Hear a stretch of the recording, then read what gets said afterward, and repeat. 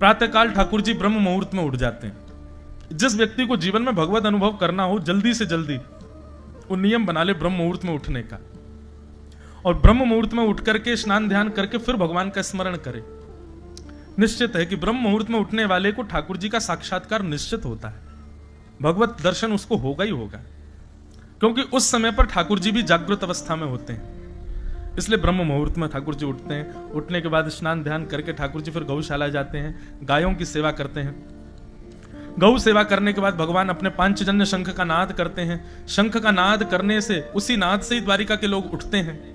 फिर ठाकुर जी जाकर के बाल भोग करते हैं, माता पिता और परिवार से मिलते हैं। फिर स्वधर्मा सभा में बैठते हैं। फिर द्वारिका भ्रमण करके सबके दुखों को देखने जाते हैं। फिर रात्रि में आकर के ठाकुर जी कुछ संत महापुरुष वैष्णवों से मिलते हैं, और रात्रि सोने से पूर्व प्रसाद पाकर के ठाकुर जी एकांत में बैठ करके ब्रज का स्मरण करते हैं। नित्य आज भी द्वारिका में नियम है, ठाकुर जी की शाम को जब संध्या आरती होगी, तब उस संध्या आरती में द्वारिकाधीश शंख चक्र गदा पद्मधारी चतुर्भुज भगवान को वंशी धारण कराई जाती है। और ऐसा कहा जाता है कि शाम को संध्या के समय ठाकुर जी एकांत में बैठ करके द्वारिका में ब्रज को याद करते हैं। रोज हर दिन ब्रज को स्मरण करते हैं। आज भी सुबह की श्रृंगार आरती और रात्रि की संध्या आरती में द्वारिकाधीश में ठाकुर जी को वंशी धराई जाती है, वंशी का श्रृंगार आता है। नित्य ठाकुर जी ब्रज को याद करते हैं और उसके पश्चात फिर शयन करते हैं। ऐसी ठाकुर जी की पूरी दिनचर्या बताई यहां पर।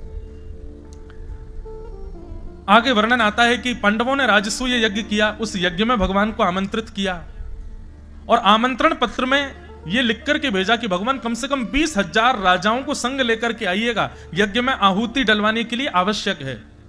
20,000 राजकुमारों के द्वारा आहुति डलेगी तब यज्ञ पूर्ण होगा। तभी भगवान के पास दूसरा आमंत्रण आ गया कि जरासंध ने 20,000 राजकुमारों को बंदी बना रखा है, कृपा करके आप उन बंदियों को वहां से मुक्त कराओ। ठाकुर जी बोले ये बढ़िया है, पहले जरासंध के यहां जाएंगे, वहां से 20,000 राजकुमारों को मुक्त करेंगे, उन्हीं को लेकर के यज्ञ में चले जाएंगे। ये जरासंध कौन है बंधु? कंस के ससुर जी हैं। ये जब से कंस मरा है तब से ये भगवान के शत्रु हैं। इन्होंने ही 17 बार चढ़ाई की थी मथुरा पर, 18वीं बार ब्राह्मणों की सेना लेकर के आ गए, इसीलिए भगवान रण छोड़ करके द्वारिका में विराजे।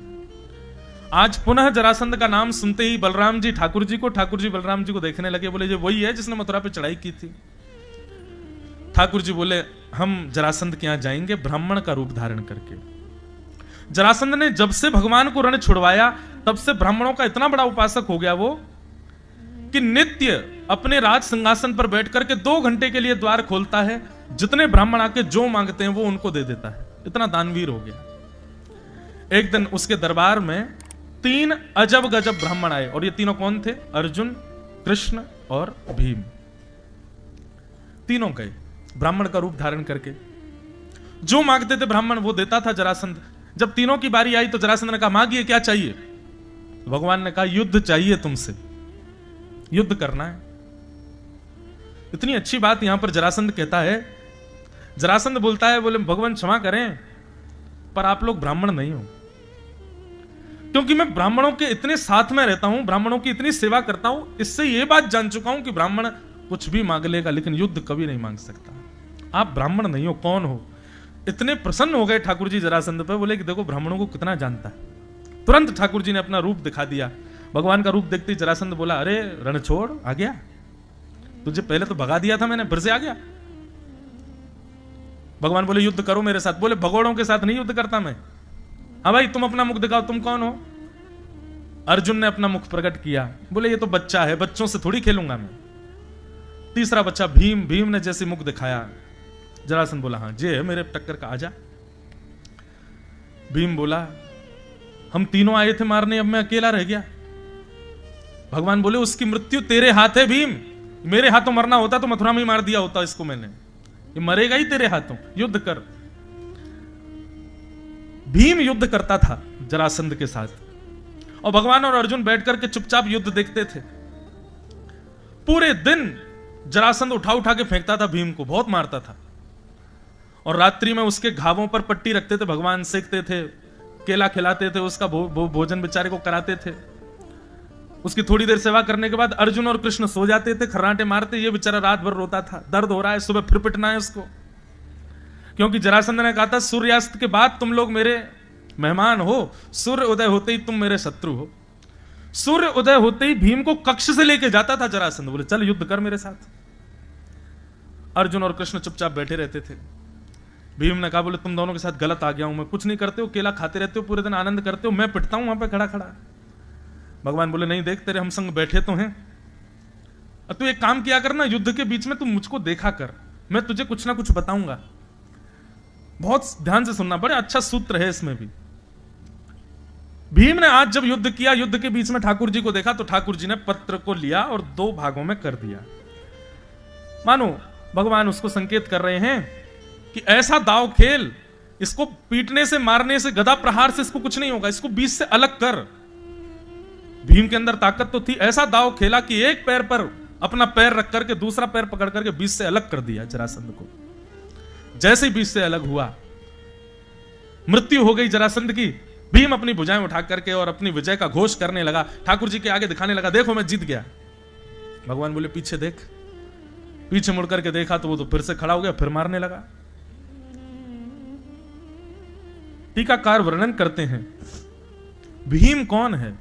भीम है मैं और आप सब जीवात्मा। और जरासंध कौन है? बोले जरासंध है हमारे कर्म। हम हर दिन सूर्यास्त, सूर्य उदय होते ही अपने कर्मों से युद्ध करते हैं और सोचते हैं कि आज हम कर्म को परास्त कर देंगे, और कभी कभी परास्त कर भी देते हैं, लेकिन कर्म इतना बलवान है कि जैसे पीछे मुड़ के देखो तो फिर दूसरे रूप में वो खड़ा मिलता है और हमको ताव दे करके कहता आजा युद्ध कर मेरे साथ। ये कर्म से कितना भी युद्ध कर लो, कितना भी हरा लो, ये फिर जीवित हो जाता है। ठाकुर जी कहते हैं युद्ध के बीच में, कर्म से युद्ध के बीच में मेरी ओर देखा करो, पर केवल मुझे देखो मत, शरणागति करो, मेरे ऊपर समर्पण करो अपना, और मुझसे प्रार्थना करो कि ठाकुर जी ये कर्म से युद्ध में हम हार रहे हैं, आप कृपा करो, हमारे लिए जो उचित हो वो हमको प्रदान करो। इस प्रकार समर्पण भाव से जब तुम मेरे को वंदन करोगे तभी विजय हो पाओगे। भीम ने जब आकर के कहा मैंने आपको देखा था फिर भी हार गया, भगवान बोले जीतने के लिए देखा था, समर्पण के भाव से नहीं देखा। पूर्ण समर्पण के भाव से मेरी ओर देखेगा तभी कल्याण होगा। अगले दिन भीम ने युद्ध के बीच में पूर्ण समर्पण के भाव से जब ठाकुर जी को देखा, तब भगवान ने पत्र अलग करके विपरीत दिशा में फेंका। कहा कि बीच से अलग तो करो, पर इसके अंगों को यथावत मत छोड़ो, उठा करके विपरीत दिशा में फेंको, ये जुड़ नहीं पाएगा। फिर आज जब भीम ने यह दाव पेच खेला, जरासंध का वध हो गया, और अब भीम ने अपनी विजय का घोष नहीं किया, अब ठाकुर जी को प्रणाम किया, धन्यवाद भगवान आपने कृपा की। हर दिन कर्म से युद्ध कर रहे हैं हम, पर उस कर्म के युद्ध में विजय की इच्छा मत रखो, क्योंकि कर्म से आप जीत नहीं पाओगे। आपके कर्म कर्तव्य रोज आपको हराएंगे। केवल अपने इस कर्तव्य के बीच में ठाकुर जी को पूर्ण समर्पण भाव से देखो, वंदन करो, आपके लिए जो उपयोगी होगा वो आपको मिलेगा। इस प्रकार जरासंध का वध करवा करके भगवान 20,000 राजकुमारों को लेकर के इंद्रप्रस्थ गए। वहां जाकर के भगवान ने राजसूय यज्ञ में 20,000 राजकुमारों से आहुति दिलवाई, पांडवों का यज्ञ पूर्ण हुआ। उसी बीच भगवान ने शिशुपाल का वध भी किया। इस प्रकार यह कथा आ रही थी। तभी एक प्रसंग आता है कि सूर्य ग्रहण का समय हुआ और भगवान सब द्वारिका वासियों को बुला करके कहते हैं भैया बहुत विशिष्ट सूर्य ग्रहण आने वाला है। इस सूर्य ग्रहण पर यदि कोई व्यक्ति यज्ञ करे, दान करे, पुण्य करे तो उसका अनंत गुना फल मिलता है। हमारी इच्छा है कि इस सूर्य ग्रहण पर सब द्वारिकावासी हमारे साथ कुरुक्षेत्र चलें और वहां चल करके हम बढ़िया यज्ञ करेंगे।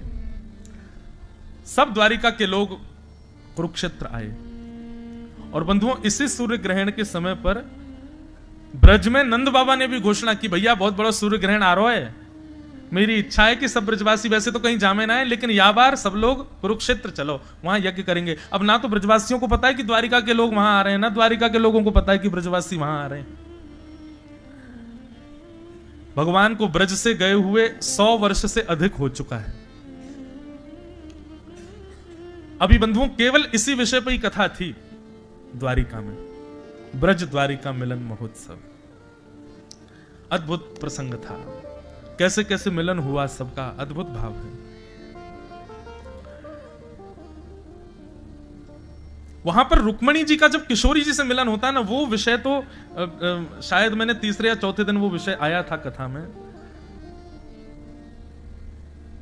रुक्मणी जी की स्थिति ऐसी थी कि जब रुक्मणी जी को यह बात पता चली कि श्री राधा रानी कुरुक्षेत्र आई हैं, तो रुक्मणी जी को पहले तो अपने अंदर मान हुआ कि देख के तो आए ये राधा रानी है कैसी, और अपने संग सप्त पत्नियों को, भगवान की 8 पत्नियां गई हैं राधा रानी को दर्शन करने नहीं गई हैं, प्रणाम करने नहीं गई हैं, परखने गई हैं कि हैं कैसी। ब्रज के शिविर में रुक्मणी जी पहुंची, शिविर में जाकर के किसी से कहा, बोले श्री किशोरी जी कहां हैं? बोले सामने जो शिविर है ना, इसी में श्री राधा रानी विराज रही हैं।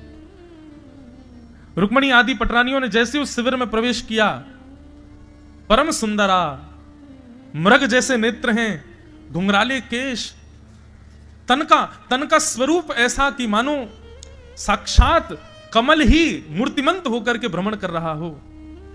इतना सुंदर रूप लावण्य देख करके रुक्मणी जी आदि सब पटरानियों के अंदर जो संशय था ना, जो परखने की स्थिति थी, वो तो नष्ट हो गई, बल्कि अपने ऊपर लज्जा प्रकट हो गई। हम कहां अपने आप को सुंदर कहती हैं, सुंदरी तो ये है, इतना सुंदर।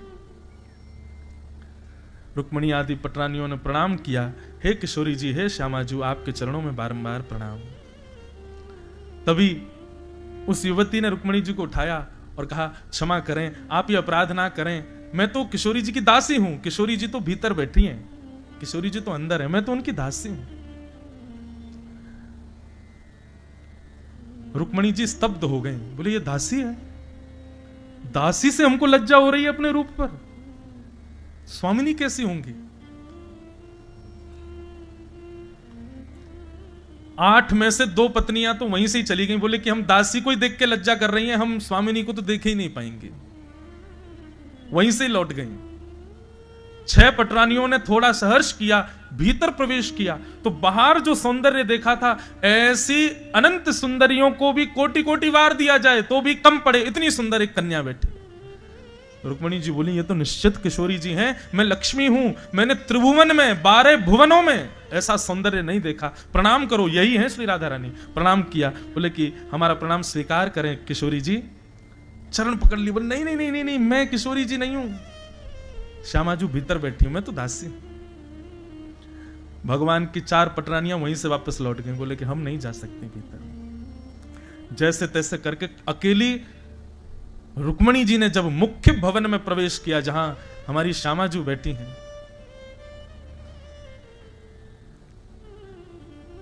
जैसे ही प्रवेश किया भीतर, अनंत सुंदरियों के समूह रूपी उस सिंधु की मानो जैसे वहां पर व्यवस्था हो रखी है, जहां दृष्टि घुमा रही है, इतनी सुंदर कन्याएं बैठी हैं, और असंख्य सुंदर उन कन्याओं के मध्य में एक सौम्यता की प्रतिमूर्ति, एक सिंहासन, उस सिंहासन के ऊपर कटाक्ष नेत्र हैं, मधुर मुस्कान है, घुंघराले केश हैं, तप्त कांचन गौरांगी, कंचन जैसा एक स्वर्ण जैसा वर्ण है अंग का, आधे नेत्र खुले हैं, आधे बंद हैं, ऐसा मधुर लावण्य रूप श्री किशोरी जी बैठी हैं। रूप देख करके रुक्मणी जी में जितने, वैसे तो दोष रुक्मणी जी में कोई है नहीं, लक्ष्मी में कोई दोष नहीं है, पर फिर भी यथा किंचित सूक्ष्म कोई दोष हो भी, किशोरी जी को देख करके वह दोष भी नष्ट हो गया।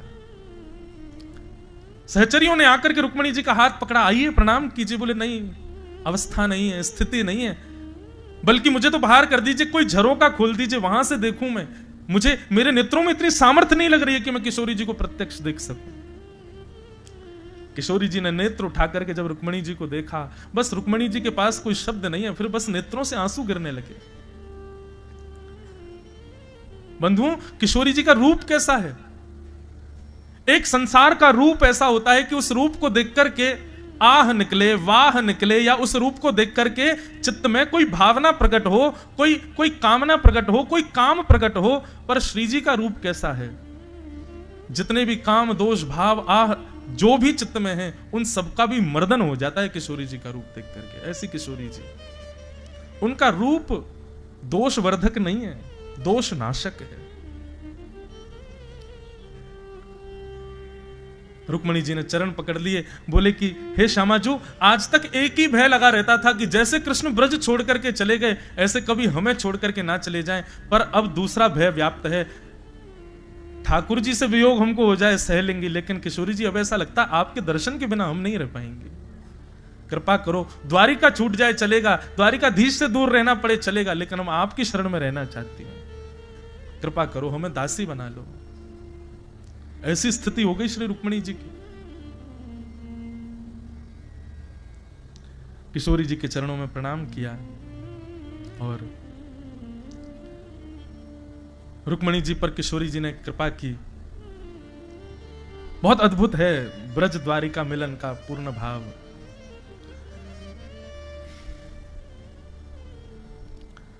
मोहे तो भरोसा है। बंधु, ये भाव मैं बहुत कम गाता हूं कथाओं में। मुझे मेरी स्मृति में होगा कि मैंने शायद 3-4 वर्षों में गाया ही नहीं होगा।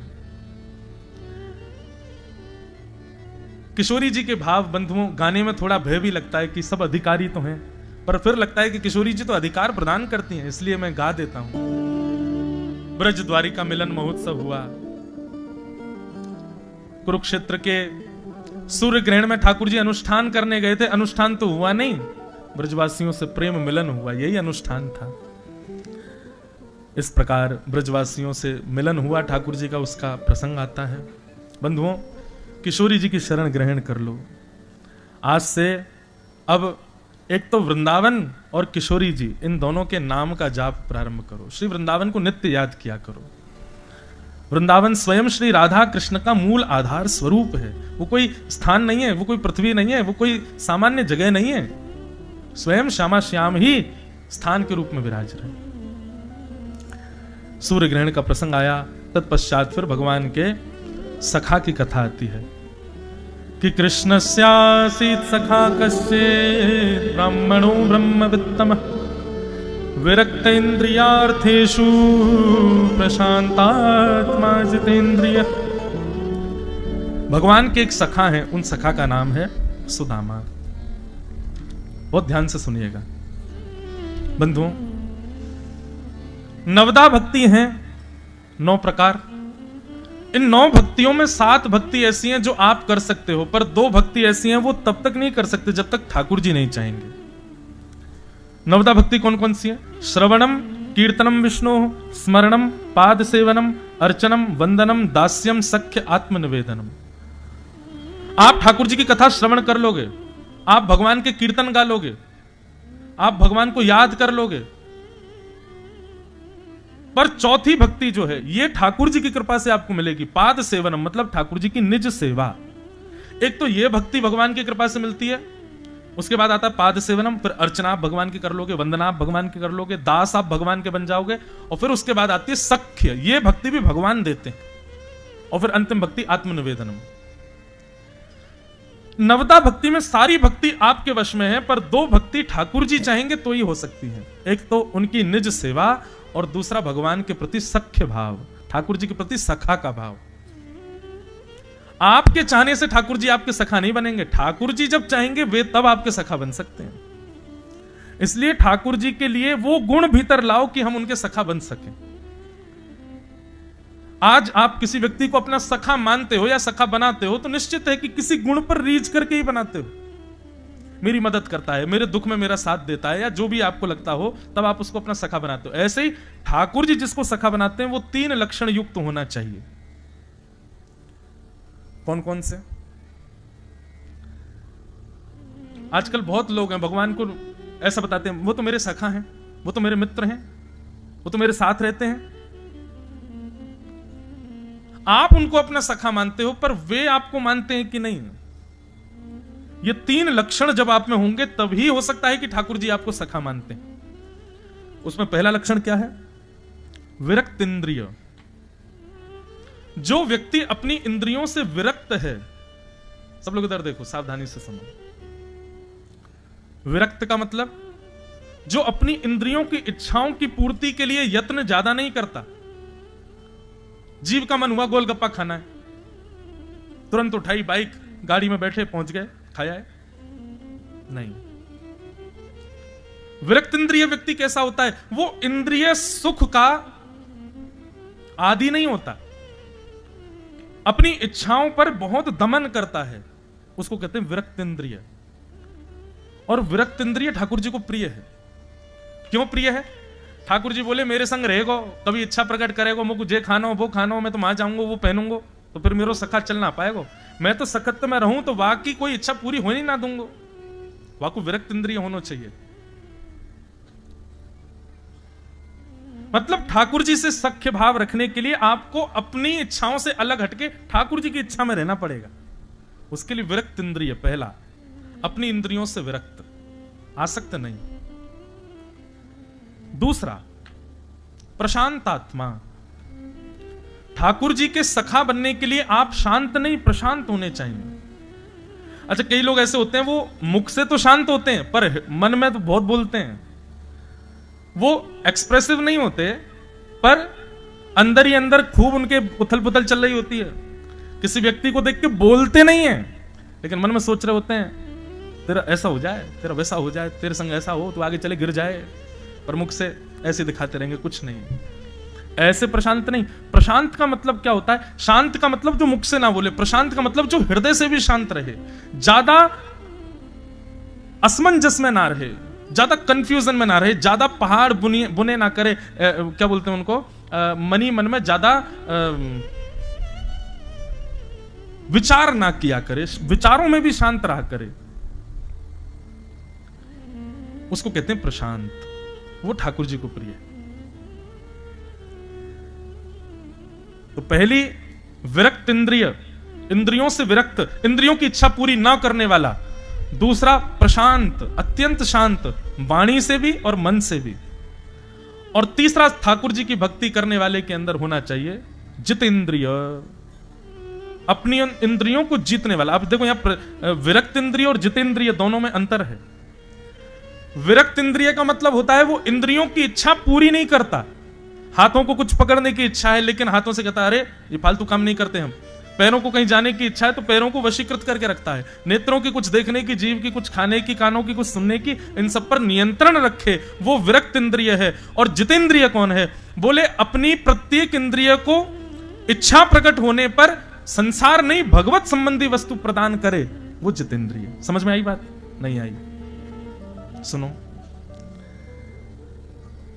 जितेंद्रिय व्यक्ति का मतलब है जैसे जीव की कुछ इच्छा हुई, आपने उस इच्छा के लिए क्या किया? उसको संसारी वस्तु ना दे करके वो वस्तु दी जो भगवत प्रसाद है। कानों की स्वर सुनने की इच्छा हुई तो स्वर सुनने पर आपने संसारी स्वर ना सुना करके कथा सुना दी, कीर्तन सुना दिया, भगवत संबंधी स्वर सुनाया। कहीं घूमने की इच्छा है तो कोई साधारण सांसारी स्थान पर ना जाकर के भगवत संबंधी स्थान पर घुमाने ले गए तन को।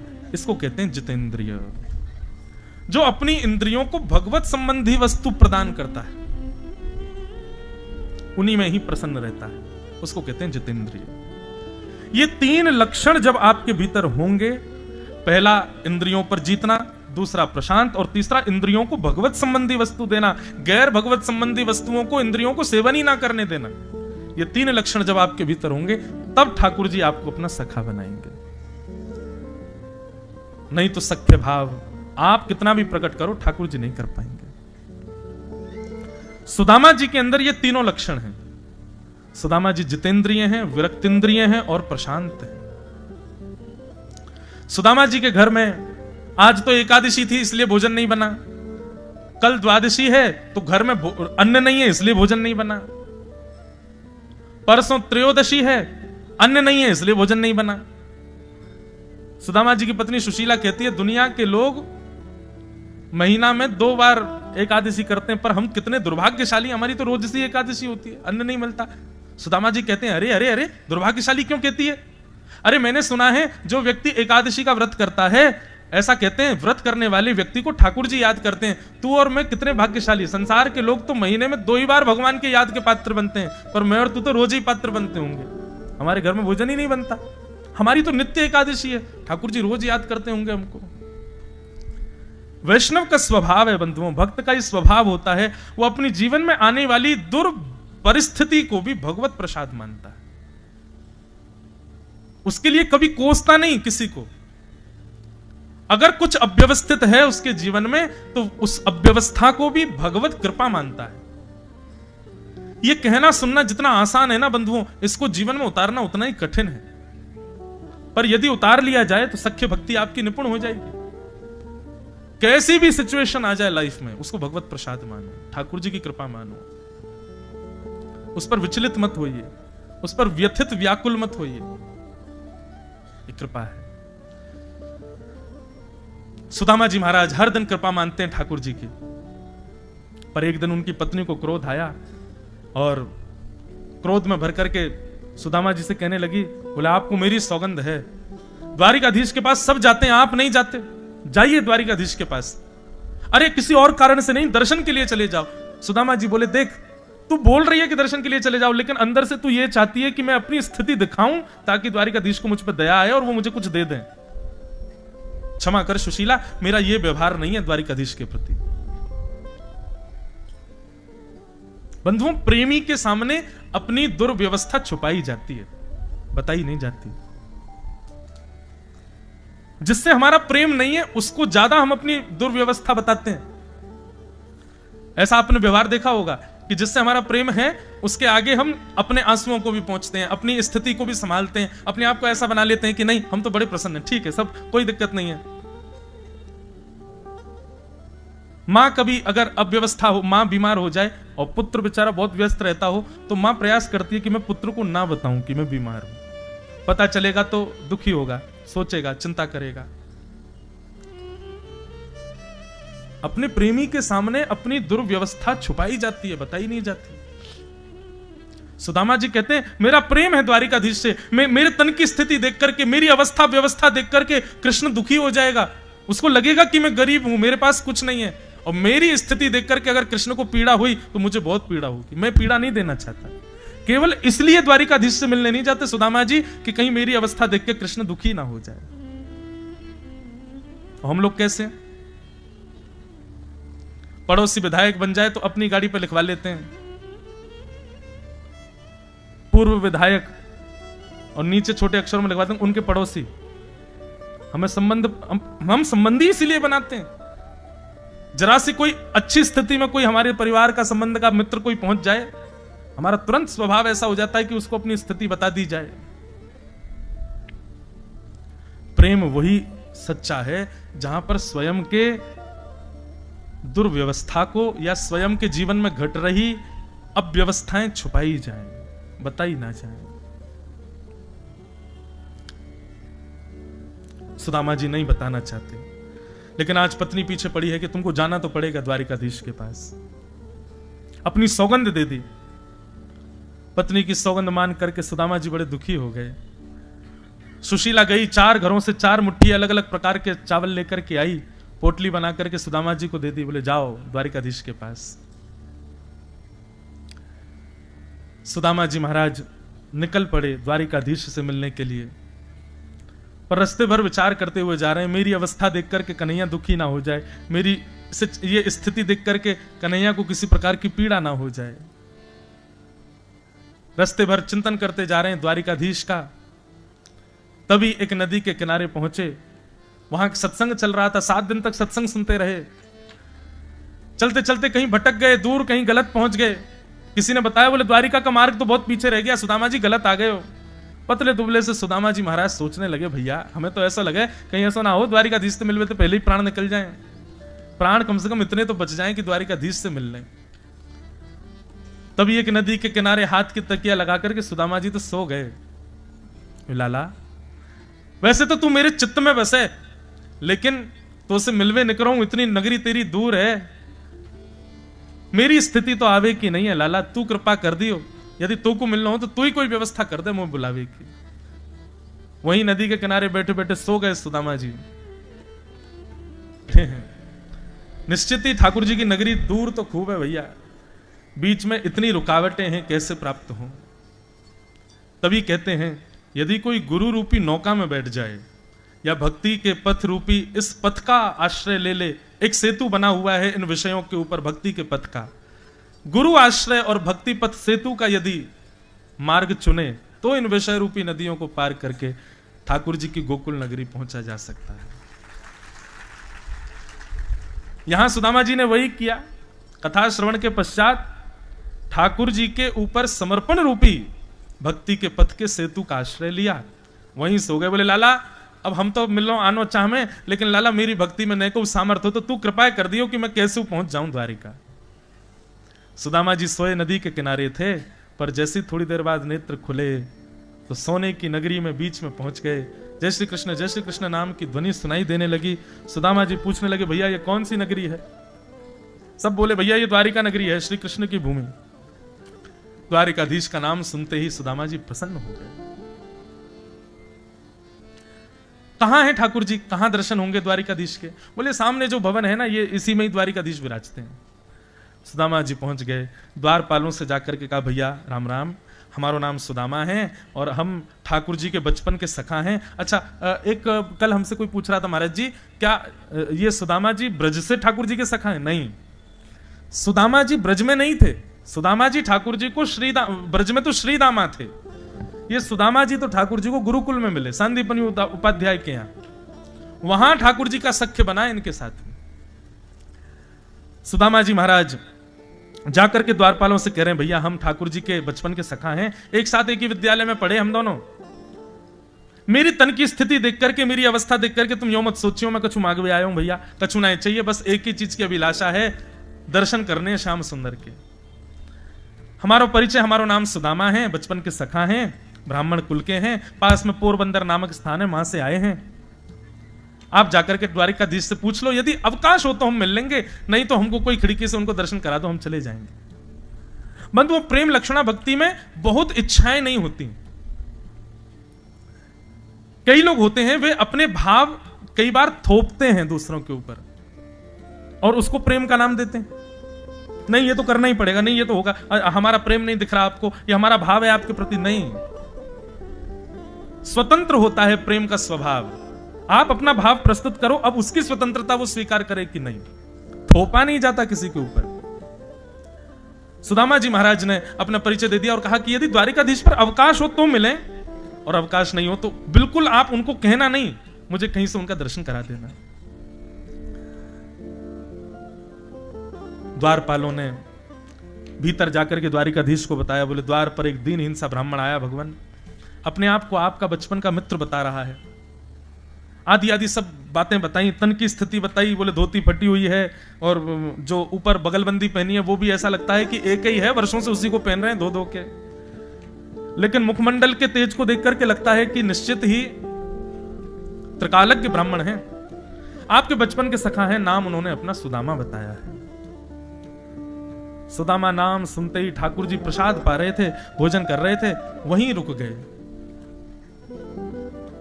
वहीं रुक गए, वहीं कवल छोड़ दिया, स्तब्ध हो गए ठाकुर जी। बोले सुदामा जी आए हैं? बोले हां, मेरे बचपन के सखा सुदामा जी। बोले जी भगवान, और तुम लोग उनको बाहर ही छोड़ करके आ गए, भीतर नहीं लाए? बोले ठाकुर जी आप प्रसाद पा रहे थे इसलिए हमको लगा कि व्यवस्था में लाना उचित होगा कि नहीं। इतना तो ठाकुर जी ने सुना ही नहीं। जो ठाकुर जी स्वयं मर्यादाएं बनाते हैं और मर्यादाओं का पालन करते हैं, स्वयं ठाकुर जी बीच भोजन में छोड़ करके आसन से उतरे नहीं, कूदे। मेरे सुदामा जी आए, पीछे पीछे सेनापति महामंत्री सब दौड़ रहे हैं, भगवान की पटरानियां दौड़ रही हैं, लेकिन ठाकुर जी नहीं रुके। द्वार पर दीनहीन से दुर्बल से सुदामा जी खड़े थे। ठाकुर जी ने जाकर के अपने अंक में उनको भर लिया, हृदय से लगा लिया, खूब नेत्रों से अश्रुधार बहे। बार बार सुदामा जी को देखें, फिर हृदय से लगामें, फिर देखें, फिर हृदय से लगामें। खूब आनंद में भर गए ठाकुर जी, गले में गलवैयां डाल करके नेत्रों से अविरल अश्रुधारा गिर रही है। सुदामा जी को लेकर के अपनी नगरी में आए ठाकुर जी। बंधुओं द्वारिकाधीश को ये द्वारिकापुरी जो प्राप्त है, सोने की नगरी, ये सुदामा जी की देन है द्वारिकाधीश को। मैं कथाओं में इस लीला को जरूर सुनाया करता हूं। समर्पण के बिना, त्याग के बिना, सहने के बिना प्रेम कभी बनता नहीं। प्रेम में तीन चीजें बहुत आवश्यक हैं, समर्पण, त्याग और सहते। सहते मतलब सहना। ये तीन यदि किसी व्यक्ति के जीवन में नहीं है, वो प्रेम नहीं कर सकता। कृष्ण और सुदामा दोनों जब गुरुकुल में पढ़ते थे तो एक बार भृगु ऋषि का आगमन हुआ और आकर के उन्होंने संदीपनी गुरुकुल की गुरु मां से भिक्षा की याचना करी। मां भिक्षाम देहि, गुरु माँ ने भिक्षा देने से इनकार कर दिया, बोले कि महाराज जी आज तो कुछ है नहीं, आप फिर कभी पधारिएगा, मैं आपको निश्चित प्रदान करूंगी। और निश्चित ही रसोई घर में सामग्री नहीं थी, बस कुछ चने रखे थे, वो भी माँ ने इसलिए नहीं दिए क्योंकि उनको पता है कि कृष्ण बलराम अभी वन में जाएंगे, कृष्ण और सुदामा वन में जाएंगे, भूख लगेगी, क्या खाएंगे, चने रख के भेजूंगी। भृगु ऋषि लौट गए, लेकिन नेत्र बंद करके थोड़ी दूर जाकर के उन्होंने जब चिंतन किया, कहा इतने बड़े गुरुकुल में भिक्षा देने को कुछ भी नहीं था। नेत्र बंद करके जब देखा तो कुछ चने दिखाई दिए। भृगु ऋषि बोले, एक संत को खाली हाथ भेजना आपको स्वीकार है, इतना मोह बालकों से कि उनके लिए सामग्री बचा रखी है। मैं श्राप देता हूं, गुरु माँ ने जिनके लिए चने बचाए हैं वो लक्ष्मी विहीन हो जाएगा, वो जीवन पर्यंत लक्ष्मीहीन रहेगा। और वहीं उसी समय वहां गुरु माँ 2 पोटलियां बना रही थी, एक कृष्ण की, एक सुदामा जी की। लेकिन भृगु ऋषि जब ये श्राप दे रहे थे तभी वहां दूर एक झाड़ के पीछे सुदामा जी बैठ करके पुष्प तोड़ रहे थे, और वहां बैठे बैठे सुदामा जी ने ये दृश्य देख लिया था, ये सुन लिया था कि भृगु ऋषि ने उन चनों को शाप दे दिया है। सुदामा जी गए तो थे कि जाकर के संकेत कर दूं, पर तभी बीच रास्ते में ठाकुर जी आते हुए दिखे, और ठाकुर जी के कमर में 2 पोटलियां बंधी हुई थी। ठाकुर जी आए, सुदामा कहां जा रहे हो? चलो चलो वन में जाना है, वृक्ष के कुछ डाल तोड़ के लानी है, कुछ पुष्प पत्र लेके आने हैं, चलो वन में चलेंगे। नहीं, अभी एक जरूरी काम से मुझे जाना है, तू चल, मैं लाला आ जाऊंगा। बोले नहीं तू चलना, वहां कोई ना है, सब चले गए। और गुरु माँ ने ये 2 चने की पोटली दी है, एक तेरी है एक मेरी है, चल पाएंगे प्रेम से। सुदामा जी उसी समय स्तब्ध हो गए। यदि कृष्ण को मैंने बता दिया तो ये इतना हठीला है, अभी खा जाएगा, और नहीं बताऊंगा तो भी कृष्ण अपने पक्ष का तो खा ही जाएगा। आज मेरे मित्र को मुझे उपहार देना है, इस श्राप से बचाना है। यदि इन चनों को फेंक दूंगा तो कहीं अंकुरित होकर के और वृक्ष बन जाएंगे, कोई खाएगा वो लक्ष्मीहीन हो जाएगा। किसी बात के चंगुल में फंसा करके द्वारिकाधीश से दोनों चने की पोटलियां सुदामा जी ने ले ली। बोले मोह दे, तू गेड़ दे, कहीं पे गेड़ दे को फिर क्या खाएंगे हम वन में। और सुदामा जी ने पोटलियां अपने पास रख ली, बस अब अवकाश ढूंढ रहे थे कब समय मिले और दोनों पोटलियों को मैं खा जाऊं। तभी एक दूर वृक्ष था लंबा, वृक्ष देख करके सुदामा जी ने विचार किया, कृष्ण वृक्ष पर चढ़ने में निपुण नहीं है। दौड़ करके वृक्ष के ऊपर चढ़ गए, तभी मूसलाधार बारिश होने लगी। ठाकुर जी वृक्ष पर चढ़ ही रहे थे। सुदामा जी बोले यही सही समय है, और निकाल करके दोनों पोटलियां खोल करके सुदामा जी तुरंत पाने लगे। ठाकुर जी देख करके बोले, सुदामा मेरी तो छोड़ दियो लाला, वो मेरी है, मुंह को भूख लग रही है, एक पोटली मां में मेरी भी है। सुदामा जी के नेत्रों से आंसू गिर रहे हैं, लेकिन सुदामा जी पाते जा रहे, बोले नहीं लाला आज तो को नहीं दे सकूं, अपने सखत्व को, अपने सखा को उपहार देनो है। जब तक ठाकुर जी ऊपर पहुंचे तब तक सुदामा जी दोनों पोटलियां मुंह में भर चुके थे, नेत्रों से आंसू निकल रहे थे सुदामा जी के। और ठाकुर जी सुदामा जी की ओर देख के बोले, सुदामा ऐसा स्वभाव तो ना हो तेरो, अपने बट को भी मोए खवा दे हर बार। आज तो कहा भयो तू अपनों खा गयो, मेरो भी खा गयो, और देख कितनों खायो, तेरे आंखन ते आंसू निकल आयो, नर में जगह ना है तो खा गयो। ऐसो कहो भैया इन चनान में। ठाकुर जी को मन में बड़ी बड़ी ग्लानि सी हुई, बोले सुदामा ने ऐसा क्यों किया। पर बंधुओं, सुदामा जी नेत्र बंद करके मनी मन प्रसन्न हो रहे थे। बोले जा कन्हैया, अपने सखत्व को तो को उपहार दूं, मेरे बट की लक्ष्मी भी तेरे पास रहेगी। अब जीवन भर लक्ष्मी विहीन रहूंगा, मैं कष्ट में रहूं, मैं पीड़ा में रह लूंगा, लेकिन अपने लाला को पीड़ा में ना देख सकूं। आज सुदामा जी जब द्वारिका नगरी को देख रहे हैं ना, तो सुदामा जी को इतनी प्रसन्नता, अपने जीवन के सारे कष्ट भूल गए। कोई बात नहीं, नंगे पांव मैं रह लूंगा, मेरा लाला नहीं रहना चाहिए। ठाकुर जी के आज चरणों में सोने की सुंदर जूती देख करके सुदामा जी बड़े प्रसन्न हैं। मैं पृथ्वी पे सो जाऊंगा, लाला सुंदर आसन पर बैठना चाहिए। ठाकुर जी का आसन देख करके सुदामा जी खूब आनंदित हो रहे हैं। ये द्वारिका नगरी सुदामा जी की भेंट है श्री कृष्ण को। ये सोने की नगरी भेंट की है सुदामा जी ने अपने भाव से श्री कृष्ण को। यदि उस समय सुदामा जी ने वो चने नहीं खाए होते तो लगभग द्वारिका के समान वैभव होता सुदामा जी का भी, लेकिन अपने पक्ष का वैभव दिया है ठाकुर जी को। सुदामा जी को लाकर के अपने सिंहासन पर बिठा दिया। भगवान ने तुरंत रुक्मणी जी को इशारा किया, जल्दी पात्र लेकर के आओ, इनके चरण धोने। सुदामा जी बोले लाला ये सब मत करे, मैं या के लायक ना हूं, मेरे चरण मत धोवे। ठाकुर जी बोले आप किसके लायक हो, मुझसे बढ़िया कोई नहीं जानता, चुपचाप बैठे रहो, जो कर रहा हूं करने दो। और रुक्मणी जी पात्र लेकर के आई, ठाकुर जी ने सुदामा जी के चरण रखे। जैसे ही चरण उठा करके ठाकुर जी ने धोने के लिए देखे, उन चरणों में न जाने कितने कांटे लगे थे, कितने घाव थे। चरणों की स्थिति देख करके ठाकुर जी व्याकुल हो गए। बोले एक संसार के लोग हैं, 4 दिन तिलक क्या लगा लेते हैं, मुझे अपना मान लेते हैं और अपने से भी ज्यादा मान करके मुझ पर गुस्सा करते हैं, क्रोध करते हैं, मेरे ऊपर सारा हक जमाते हैं। और जो मेरा अपना है सुदामा, आज तक मौन बैठा है, कभी जिक्र नहीं करता कि मेरे जीवन में इतनी पीड़ा है। देख सुदामा की दीन दशा, करुणा करके करुणा निधि रोए। पानी परात को हाथ छुयो नहीं, नैनन के जल सो पग धोए। अपने नेत्रों के अश्रुओं से ठाकुर जी ने सुदामा जी के चरण धोए। सुदामा जी के नेत्रों से आंसू अलग निकल रहे हैं, ठाकुर जी अलग रो रहे हैं। द्वारिका के सब लोग इस प्रेम को देख करके सब भावुक हो गए। चरण धोए, धो करके जो जल था सुदामा जी के चरणों का रुक्मणी जी को दे दिया, जाओ जाकर के पूरी द्वारिका में छिड़क दो, हमारी द्वारिका पवित्र हो जाएगी। सुदामा जी ये सब दृश्य देख रहे हैं, नीची नजर करके कह रहे हैं लाला मैं योग्य नहीं हूं, तू ऐसा मत करे। आपस में सुदामा जी ठाकुर जी की प्रेम चर्चा होने लगी। सुदामा जी बोले लाला तेरो ब्याह है गयो। ठाकुर जी बोले मेरो ब्याह छोड़ो, आपको बताओ आपको है गयो। सुदामा जी बोले हाँ है गए लाला, 2 भतीजे भी हैं तेरे।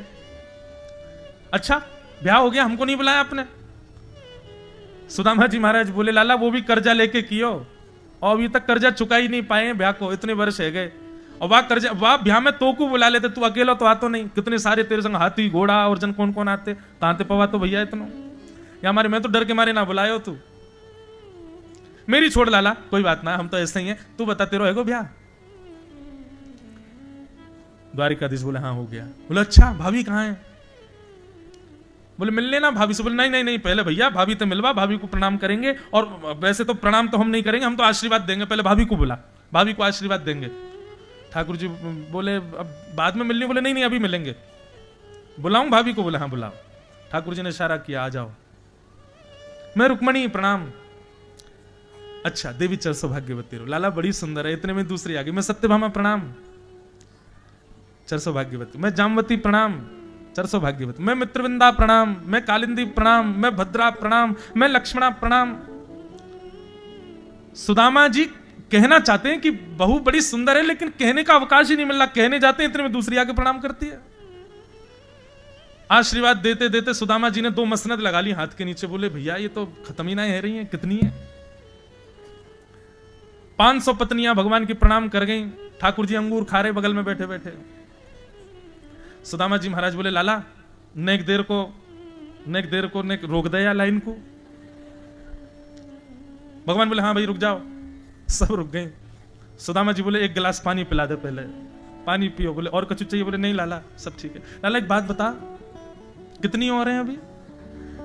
भगवान बोले 16,108। बोले अच्छा ये सब लाला अपनी है सब।